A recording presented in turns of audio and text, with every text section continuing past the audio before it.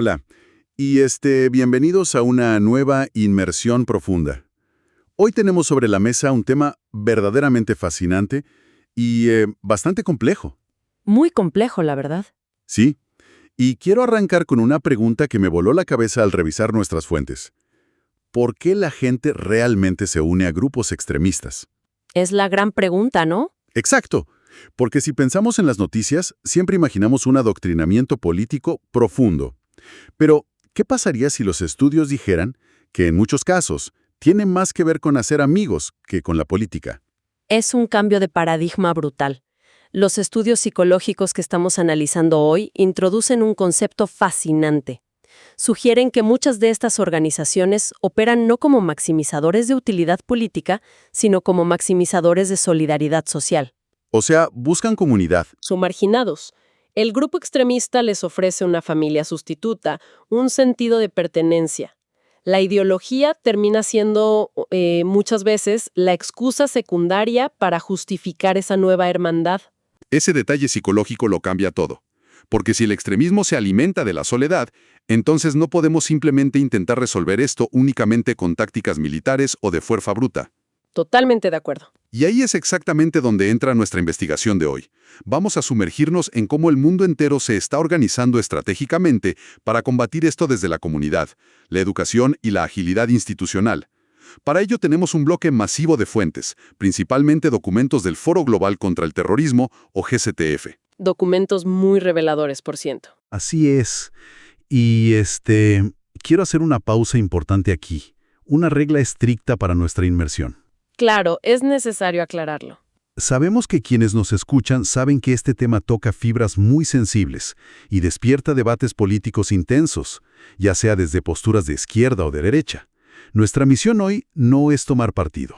No respaldamos ninguna de las posturas políticas mencionadas. Cero sesgos. Exacto. El objetivo es reportar de manera totalmente imparcial los hallazgos de estos memorandos de seguridad. Esa es la clave. Es un ejercicio de pura traducción analítica. La misión de hoy es desglosar esta inmensa arquitectura global contra el extremismo y traducirle en estrategias tangibles. Vamos a analizar desde la geopolítica global hasta tácticas locales en las calles de una ciudad. Bueno, vamos a desempacar esto. Regresemos a los orígenes. El Foro Global contra el Terrorismo nació el 22 de septiembre de 2011, en Nueva York. Una fecha clave. ¿Sí? Y para dar contexto de la magnitud, tengo la lista de los 30 miembros fundadores iniciales. Es inmensa. Estamos hablando de Argelia, Australia, Canadá, China, Colombia, Dinamarca, Egipto, la Unión Europea entera como bloque. Que ya de por sí son un montón de países sentados en la misma mesa. Ni me lo digas. Sigo con Francia, Alemania, India, Indonesia, Italia, Japón, Jordania, Marruecos, Países Bajos, Nueva Zelanda, Pakistán, Qatar, Rusia. Pausa ahí. Tienes a potencias occidentales, estados árabes, gigantes asiáticos. Es un mapa del mundo literal, y la lista cierra con Arabia Saudita, Sudáfrica, España, Suiza, Turquía, Emiratos Árabes Unidos, Reino Unido y Estados Unidos. Es impresionante. Pero, a ver, reunir a 30 potencias suena a la receta perfecta para la parálisis burocrática. ¿Cuál era el propósito documentado de juntarlos a todos? El propósito central documentado no era crear otra cámara de debate, fue crear organizaciones internacionales especializadas e independientes. ¿Cómo cuáles? Hablamos de instituciones como Hedaya, en Abu Dhabi, el Instituto Internacional para la Justicia y el Estado de Derecho, o IIJA en Malta, y el Fondo Global para el Compromiso de la Comunidad y la Resiliencia, el GCERF, en Ginebra. O sea, sacar los problemas del foro y dárselos a especialistas. Exacto. Lidiar con problemas puntuales asociados al terrorismo de forma independiente, pero coordinada. Y para gobernar esto tienen el Comité de Coordinación. Los documentos detallan sus responsabilidades, incluyendo la copresidencia, que históricamente ha sido el secretario de Estados Unidos y el ministro de Asuntos Exteriores de Turquía. Tienen un rol muy específico. Sí, tienen el rol exclusivo de establecer nuevos grupos de trabajo. Y algo muy interesante son los criterios para invitar participaciones ad hoc. Si los copresidentes ven que falta contexto local, pueden invitar a representantes relevantes de órganos regionales o subregionales según sea necesario. No toman decisiones en el vacío. Luego mencionan a la unidad administrativa, que suenan a la gente que saca fotocopias y agenda reuniones. Podría parecerlo, pero su rol de apoyo logístico y analítico es vital. Al gestionar la distribución de información, esta unidad facilita directamente la movilización de los recursos financieros mencionados en los textos para los esfuerzos de desarrollo de capacidades regionales. Sin ellos, el dinero no fluye. Y no están solos. Trabajan con socios que no pertenecen a la ONU, como la Unión Africana, ASEAN en Asia, Interpol y la OEA. La función de esos socios es clave. Colaboran para aterrizar las estrategias globales en realidades regionales concretas. Claro. Y si adoptamos un tono más analítico aquí, vemos el gran desafío de todo esto. El foro existe precisamente para equilibrar su naturaleza consultiva, ágil y orientada a la acción, frente a la pesada y formal implementación de estrategias de las Naciones Unidas. Es llenar los vacíos burocráticos. Exactamente, llenar esos vacíos de la ONU para adaptarse rápido a la evolución de la amenaza. Esa agilidad se ve en sus 6 grupos de trabajo especializados.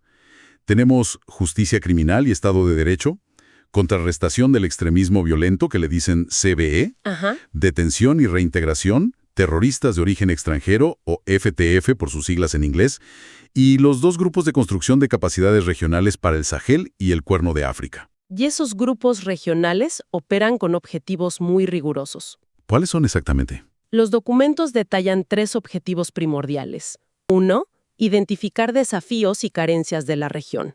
2. Desarrollar actividades innovadoras y concretas para esas carencias. Y 3. Movilizar la voluntad política, los recursos financieros y la experiencia necesaria. Es muy metódico. Y me llama la atención cómo difieren los enfoques de estos grupos. El grupo de terroristas de origen extranjero bajo el Memorándum de La Haya Marrakech se centra en viajes globales. Sí, viajes, reclutamiento y retorno. Es vigilancia transnacional. Pero los grupos del Sahel y el Cuerno de África se enfocan en construir capacidades operativas e institucionales. Y todo esto difiere muchísimo del enfoque local e ideológico del grupo CBE. Son mundos distintos. Y fíjate en la diferencia entre el grupo de detención y reintegración frente al de justicia criminal. Individuo, ¿qué pasa dentro de la prisión? El grupo de justicia criminal se enfoca en el proceso judicial, el Estado de Derecho y la inteligencia. ¿Qué pasa en los tribunales? De las puertas de la cárcel hacia afuera. Exacto. Bueno, todo esto suena muy global, pero el Memorándum de Ankara nos lleva al frente local. Empieza a hablar de un enfoque socioeconómico. El Memorándum de Ankara es fascinante, porque detalla enfoques socioeconómicos propuestos que contrastan con las tácticas de vigilancia policial puras. ¿Cómo así? Habla de colaboraciones público-privadas y el rol de las agencias estatales en la prevención. Ministerios de salud, de educación, servicios sociales. La seguridad no es solo asunto de la policía. Y aquí es donde quiero hacer un reencuadre. Imaginemos a alguien en nuestra audiencia que lidera una ONG. No está en un ministerio, está en una comunidad. El Memorándum de Participación Comunitaria da pasos prácticos que son oro para la implementación comunitaria local. Es el trabajo de base. Exacto. Primer paso práctico, fijar objetivos acordes a la circunstancia local. Segundo, identificar a los interlocutores adecuados en el barrio. Tercero, fomentar la confianza mediante el boca a boca. Y ese documento explora roles específicos cruciales. Destaca a las mujeres como agentes de cambio positivo en sus comunidades, no solo como víctimas. Porque ellas ven los cambios en la familia primero. Claro. Y también subraya la urgencia de involucrar a jóvenes de entre 15 y 25 años. Si no incluyes a los jóvenes en la estrategia, pierdes la batalla antes de empezar. También habla de capacitación, ¿verdad? Sí, detalla el entrenamiento recomendado para los puntos de contacto comunitarios y los métodos sugeridos para amplificar los esfuerzos de contramensajería.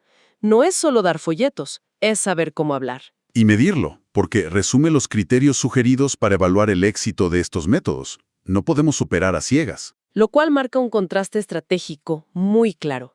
Tienes el enfoque de arriba hacia abajo de la cooperación gubernamental del Memorándum de Ankara y el enfoque de abajo hacia arriba del trabajo comunitario local. Ambos vitales. Y esto nos lleva a un terreno aún más complejo, la educación. El Memorándum de Abu Dhabi detalla los diversos niveles educativos y sectores abordados para prevenir el extremismo. No se queda solo en las escuelas. Para nada. Va desde el sistema educativo formal y las instituciones, o sea, gobierno, medios de comunicación, sector privado, hasta llegar al nivel micro de las familias y la comunidad, fundamental de los deportes, el arte y la cultura. Mantener a la gente integrada. Exacto.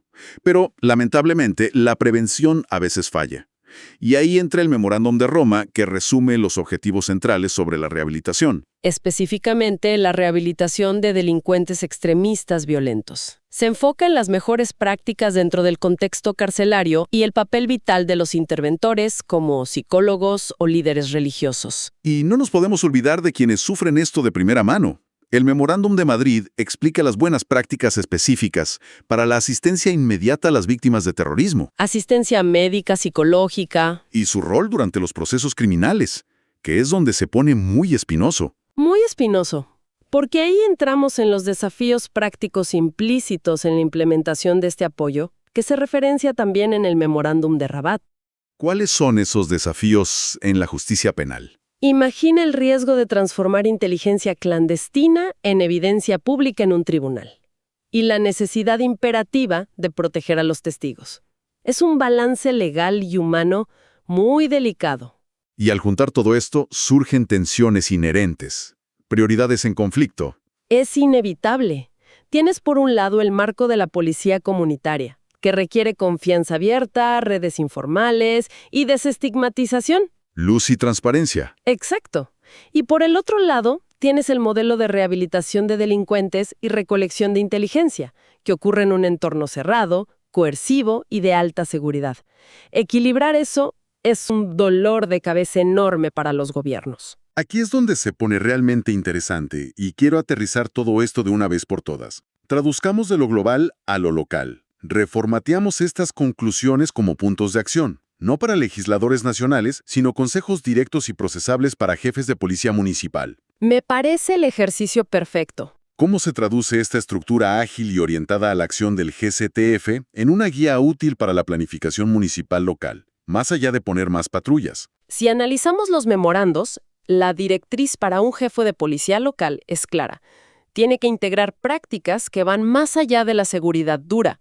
Por ejemplo, el mapeo de redes sociales locales, pero de forma no punitiva. Entender quién se habla con quién en el barrio. Sí, para identificar focos de aislamiento. También exige la protección de comunidades marginadas para evitar que se conviertan en caldo de cultivo. Recordemos la teoría inicial de los maximizadores de solidaridad social. Si los aíslas, los empujas a los brazos del extremismo. Exactamente. Por eso sugieren la integración de la policía con trabajadores sociales reales en las calles y la creación de protocolos muy específicos para tratar con la juventud sin alienarla. Es un cambio de mentalidad absoluto. Y es fascinante ver cómo las decisiones tomadas en foros globales en Nueva York o en La Haya terminan afectando la manera en que un oficial patrulla una calle local en cualquier ciudad de nuestra región. Todo está conectado. Y eso me lleva a un pensamiento provocador. Una idea final para que nuestra audiencia la reflexione por su cuenta. Adelante. Sí, como sugieren los estudios presentados hoy, las organizaciones terroristas sobreviven más por los lazos de solidaridad social y amistad entre sus miembros marginados que por el logro de sus objetivos políticos. Sí. Podría ser que la verdadera herramienta para derrotar al extremismo violento a largo plazo no sea el aparato de inteligencia estatal, sino la simple capacidad de las ciudades para erradicar la soledad y la alienación social profunda de sus ciudadanos más jóvenes. Es una pregunta que te deja pensando muchísimo sobre dónde estamos invirtiendo nuestros recursos y nuestra atención como sociedad. Así es. Cambia la perspectiva de quién es realmente el responsable de la prevención. Totalmente. Y con esa reflexión profunda, despedimos el análisis a fondo de hoy. Invitamos a quienes nos escuchan a seguir cuestionando el flujo de la información. Mantengan siempre la curiosidad despierta y recuerden que la mejor defensa contra la sobreinformación es el entendimiento profundo. Hasta la próxima.